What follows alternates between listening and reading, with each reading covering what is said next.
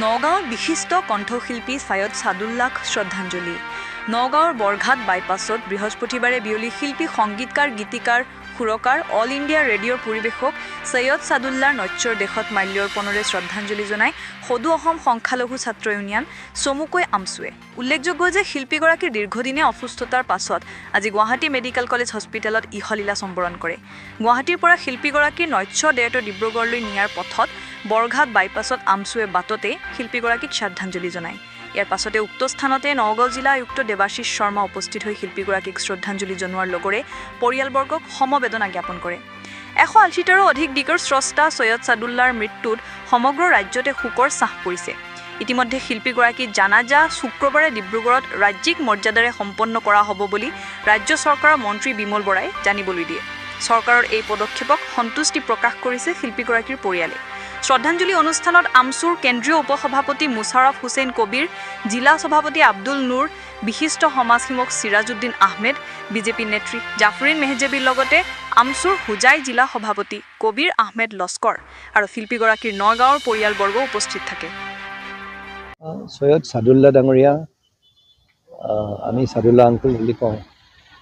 আমি সৰুৰে পৰা তেওঁৰ গীত শুনি ডাঙৰ হৈছোঁ আৰু তেওঁৰ যোনবোৰ গীত সেইবোৰ তেওঁলোকে ডিব্ৰুগড়ত এটা সময়ত ডিব্ৰুগড় ৰেডিঅ' চেণ্টাৰ বা অসমীয়া বোলছবি জগত তথা অসমীয়াৰ সাংস্কৃতিক জগতখন ৰজনজনাই ৰাখিছিলে সৈয়দ ছাদুল্লা ডাঙৰীয়াই।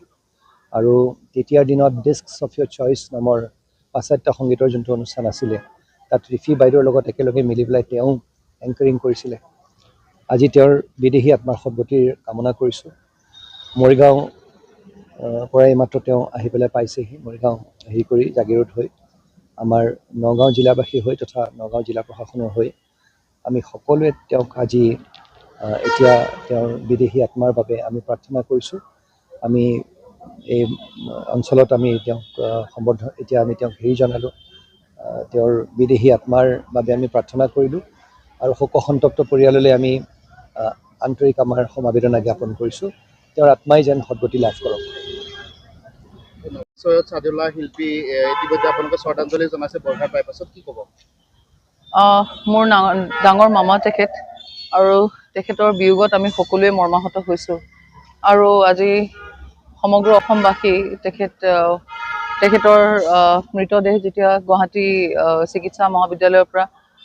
চিকিৎসালয়ৰ পৰা অনা হ'ল, এতিয়া ৰাস্তাত নানান জেগাত তেখেতক শ্ৰদ্ধাঞ্জলি জ্ঞাপন কৰিবলৈ তেখেতৰ অনুৰাগীসকল একত্ৰিত হৈছে। আৰু এতিয়া তেখেতৰ নশ্বৰ দেহ ডিব্ৰুগড় পিনে লৈ গৈছে আৰু ডিব্ৰুগড়তে তেখেতৰ অন্ত্যেষ্টিক্ৰিয়া কৰা হ'ব। আৰু ক'বলৈ বহুত, যিহেতু সৰুৰ পৰা বাল্যকালৰ পৰাই তেখেত আমাৰ ঘৰৰ চবতকৈ জ্যেষ্ঠ আছিল, সকলোৰে মাহঁতৰ চবতকৈ ডাঙৰ দাদা আছিল। আমাৰ পৰিয়ালৰ প্ৰতিটো সিদ্ধান্তই তেখেতৰ ঘৰত পতা নাম ৰাজবী আছিল, সেইকাৰণে ৰাজবী মামাই সকলো সিদ্ধান্ত কিবা এটা লোৱাৰ আগত তেখেতৰ মন্তব্য লোৱা হৈছিল। আজি বেয়া লাগিছে, সৰুৰে পৰা তেখেতে আমাক দেউতাৰ নিচিনাকৈ মৰম কৰিলে আৰু তেখেতৰ ক্ৰীড়া জগতত, বিশেষকৈ কলা কৃষ্টি জগতত অসমৰ তেখেতৰ বৰঙণি সদায় আমাৰ হৃদয়ত থাকি যাব, মনত থাকি যাব। আৰু তেখেতে যিদৰে খুব ফূৰ্তি থকা ব্যক্তি আছিল আৰু সকলোৰে প্ৰতি তেখেতৰ সমব্যৱহাৰ আৰু যোনটো শ্ৰদ্ধা ভক্তি, যোনটো মৰম তেখেতৰ প্ৰতিজন ব্যক্তিলৈ তেখেতৰ সমান্তৰভাৱে আছিল। আজি তেখেতৰ এনেকুৱা এটা দিন দেখা পাম বুলি ভবা নাছিলোঁ, যিহেতু নিজৰে মামা হয়। কিন্তু হয়, ঈশ্বৰৰ ওচৰতে সেয়াই প্ৰাৰ্থনা আছে যে তেখেতক স্বৰ্গ ৰাজ্য যাতে তেখেতে প্ৰাপ্তি কৰে। আৰু ইতিমধ্যে অসম চৰকাৰে এটা সিদ্ধান্ত লৈছে, তেওঁ ৰাজ্যিক মৰ্যাদাৰে তেখেতৰ জানাজা সম্পন্ন হ'ব। হয়, বিমল বৰাদেৱে ইতিমধ্যে ঘোষণা কৰিছে, এই ক্ষেত্ৰত কি ক'ব? সেইটো আমাৰ মাননীয় মুখ্যমন্ত্ৰী ডক্টৰ হিমন্ত বিশ্ব শৰ্মাৰ নেতৃত্বত আমাৰ সমাজখন আৰু এই আমাৰ ৰাজ্যৰ আন্তঃগাঁথনি, যিদৰে সাংস্কৃতিক কলা কৃষ্টিৰ লগতে যিদৰে আমাৰ সন্মান দিয়া হয়, সেই বস্তুটোত অদ্বিতীয় অসমখন আজিৰ তাৰিখত। আৰু সঁচাকেই শলাগিবলগীয়া বিমল বৰুৱা ডাঙৰীয়াক আৰু মাননীয় মুখ্যমন্ত্ৰী ডক্টৰ হিমন্ত বিশ্ব ডাঙৰীয়াক যে তেখেতক এই মৰ্যাদা দিয়া হৈছে আৰু তেখেতে সঁচাই সেই মৰ্যাদাৰ প্ৰাপ্তি হয়। তেখেতে মই বিশেষ তেনেকৈ ক'ব নোৱাৰিম, আৱেগিক হৈ আছোঁ। ধন্যবাদ। হয়, আজি অত্যন্ত দুখৰ খবৰ। বিশিষ্ট সুৰকাৰ গীতকাৰ অল ইণ্ডিয়া ৰেডিঅ'ৰ ডিব্ৰুগড়ৰ প্ৰথম বাতৰি পৰিৱেশক সৈয়দ ছাদুল্লাহ ডাঙৰীয়া আজি সংসাৰৰ পৰা বিদায় লৈছে। তেখেত চিকিৎসাধীন অৱস্থাত গুৱাহাটী GMCHত আজি তেখেতে শেষ নিশা ত্যাগ কৰে।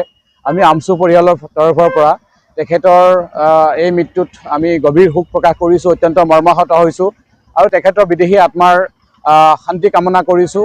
মহান আল্লাহ তাআলাই যাতে তেখেতৰ ৰুহৰ মাগফিৰাত দিয়ে আৰু জান্নাতুল ফিৰদৌছ নচিব কৰে, তাকে আমি কামনা কৰিছোঁ। আজিৰ এই দুখৰ সময়ত শোক সন্তপ্ত পৰিয়ালবৰ্গলৈ আমি গভীৰ সমবেদনা জ্ঞাপন কৰিছোঁ। তেখেতৰ দেহাৱসান আচলতে অসমৰ কাৰণে এটা ডাঙৰ সাংস্কৃতিক জগতখনৰ কাৰণে এটা বৃহৎ ক্ষতি। তেখেত সাংস্কৃতিক জগতখনৰ ভোটাতৰা সদৃশ আছিল, যথেষ্ট জনপ্ৰিয় আছিল। আজি অসম চৰকাৰেও তেখেতৰ মৃত্যুৰ যি জানাজাৰ যি কামখিনি আছে ৰাজ্যিক মৰ্যাদাৰে শেষ কৰাৰ কাৰণে ইতিমধ্যে ঘোষণা কৰিছে। গতিকে আমি আদৰণি জনাইছোঁ আৰু বিশেষকৈ আজি আমি হোজাই নগাঁও আমচুৱে আজি নগাঁও বাইপাছত বৰঘাট বাইপাছত তেখেতৰ মৃতদেহ আজি লৈ যোৱা অৱস্থাত আমি বৰঘাটত আহি উপস্থিত হৈ আমি তেখেতক দেখা সাক্ষাৎ কৰিছোঁ, তেখেতৰ পৰিয়ালবৰ্গক সাক্ষাৎ কৰিছোঁ আৰু তেখেতৰ ৰুহৰ মাগফিৰাৰ কাৰণে দোৱা কৰিছোঁ।